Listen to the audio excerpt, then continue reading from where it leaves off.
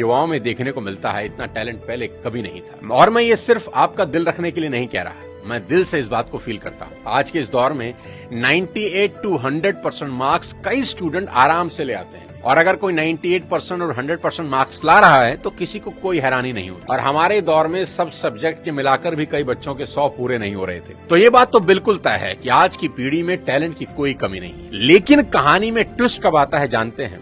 जब बच्चे 14 से 20 साल की उम्र में होते हैं।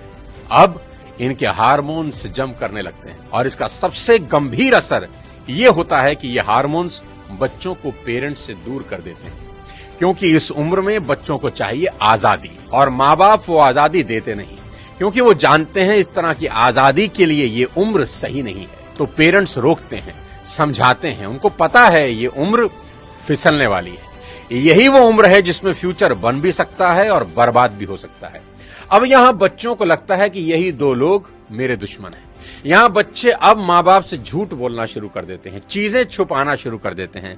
बच्चों को अब दोस्तों के साथ रहने में ज्यादा मजा आने लगता है, अपने ही माँ बाप अब दुश्मन दिखाई पड़ने लगते हैं। अगर किसी बात पर माँ बाप डांट दें तो आजकल के बच्चों का एक फेवरेट डायलॉग है, आवर पेरेंट्स आर आउटडेटेड। पापा आप सठिया गए हो। और अगर बच्चे ऐसा कर रहे हैं तो मुझे इसमें कोई हैरानी की बात नजर नहीं आती। ये नेचुरल है, सभी करते हैं।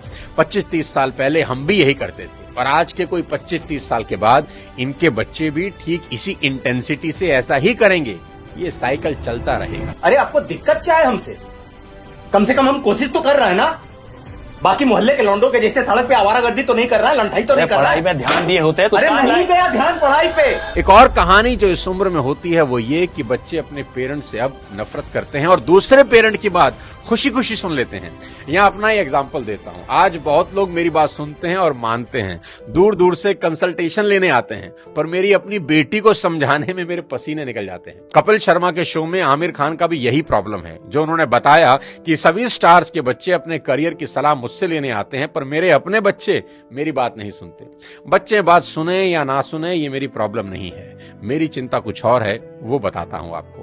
अभी कुछ दिन पहले मैं एज अ चीफ गेस्ट अपनी बेटी के स्कूल में गया, जहां उनकी प्रिंसिपल ने मुझे इनवाइट किया। उनका कोई एनुअल डे प्रोग्राम था। मैंने वहां भी यही कहा कि मेरी चिंता बच्चों की परसेंटेज को लेकर कुछ ज्यादा नहीं है, क्योंकि पिछले 20 साल में कोई 200 से ज्यादा कॉर्पोरेट्स को मैं ट्रेन कर चुका हूं, और मैं जानता हूं कि स्कूल और कॉलेज में पढ़ाई जाने वाली 90% बातें जिंदगी में कहीं काम नहीं आती, और 90% बातें जो जिंदगी में काम आती हैं वो स्कूल और कॉलेज में पढ़ाई ही नहीं जाती। मुझे तो याद ही नहीं कि कब sine theta upon cos theta is equal to ten theta मैंने अपनी जिंदगी में कहीं इंप्लीमेंट किया।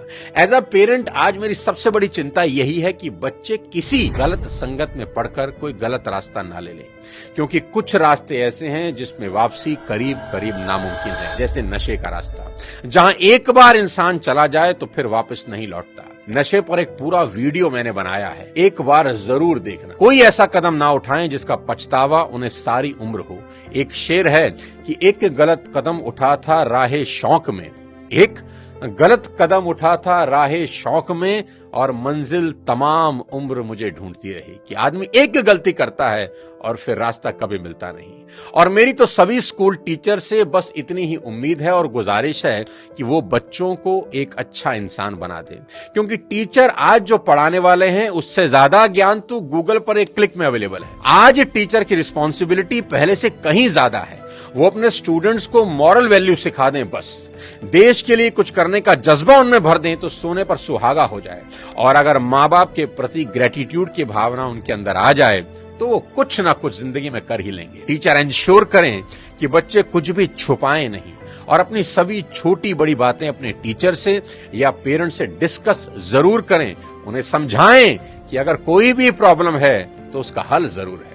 आज की बेहद होनहार जनरेशन से इतनी ही रिक्वेस्ट करना चाहता हूं कि पिता की इज्जत राम की तरह करना, कि पिता के वचन पूरे करने को जीवन के 14 बरस कठोर वनवास में गुजार दिए उस व्यक्ति ने, और वो भी खुशी खुशी। आपके माँ बाप को आपसे कुछ नहीं चाहिए, वो तो अपने जाने के बाद अपनी सारी प्रॉपर्टी संपत्ति आपको ही देकर जाने वाले हैं। देश के हर युवा से कहना चाहता हूं कि आज से 3 चीजें रोज करना शुरू कर दें अगर अब भी नहीं कर रहे। सबसे पहले रोज कम से कम 30 मिनट अपने पेरेंट्स के साथ जरूर गुजारें। इधर उधर की कैसी भी बातें करें, खुद हंसें, उन्हें हंसाएं, कोई जोक सुनाएं, उनसे उनकी कोई पुरानी यादें ताजा करवाएं, उनके स्कूल कॉलेज की बातें करें, कुछ किस्से पूछें उनसे, कैसी भी बात करें पर बात करें। देखना वो अपने स्कूल कॉलेज के किस्से बताएंगे ना, जब उनकी आंखों में चमक आनी शुरू हो जाएगी।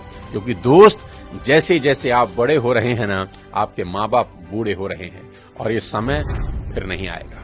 उनके जाने के बाद बड़ा अफसोस होता है कि काश ये कर लेता, वो कर लेता। उनका कर्ज सारी जिंदगी नहीं उतार सकते, पर अपना समय उनको देकर उस कर्ज का इंटरेस्ट जरूर भर सकते हैं। मुनव्वर राणा का एक शेर है कि लौट कर जैसे भी हो ऐ जाने पिदर आ जाना, लौट कर जैसे भी हो ऐ जाने पिदर आ जाना, ऐसी वैसी जो खबर सुनना तो घर आ जाना, और वक्त रुखसत हमें इज्जत से सलामी देने, जब डुबोने लगे दरिया तो नजर आ जाना। आस पास ही रहना अपने माँ बाप।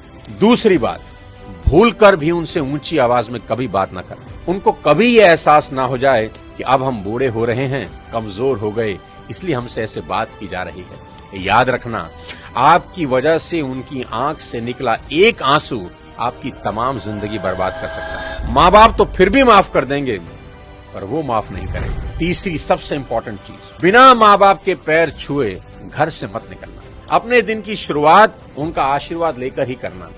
मैं आपको ये अपने पर्सनल एक्सपीरियंस से बता रहा हूं कि ये एक ऐसा सुरक्षा कवच है जो आपको बड़ी से बड़ी मुसीबत से बचा देगा। दिल से दिए उनके आशीर्वाद को भगवान भी नहीं टाल सकते। बस ये 3 चीजों पर अमल करना शुरू कर देना मेरा दोस्त। मेरा दावा है देवता भी आपको आगे बढ़ने से नहीं रोक पाएंगे। मैं चाहता हूं कि आप इस वीडियो को पूरे देश के नौजवानों को भेज दें, हर माँ बाप को भेज दें। हर माँ बाप अपने बच्चों के साथ बैठकर ये वीडियो जरूर देखें। बच्चे अपने माँ बाप के साथ बैठकर इस वीडियो को देखें। बहुत सी चीजें हम रोज शेयर करते हैं व्हाट्सएप पे, यूट्यूब पे, यहां वहां से, पर आपसे रिक्वेस्ट है कि इस वीडियो को पूरे देश में शेयर कर दें और मिलकर भारत को एक बेहतर भारत बनाएं। अगले किसी और वीडियो के साथ फिर आपसे मुलाकात करूंगा। तब तक अपने स्वास्थ्य का ध्यान रखिए। Thank you so much. जय हिंद।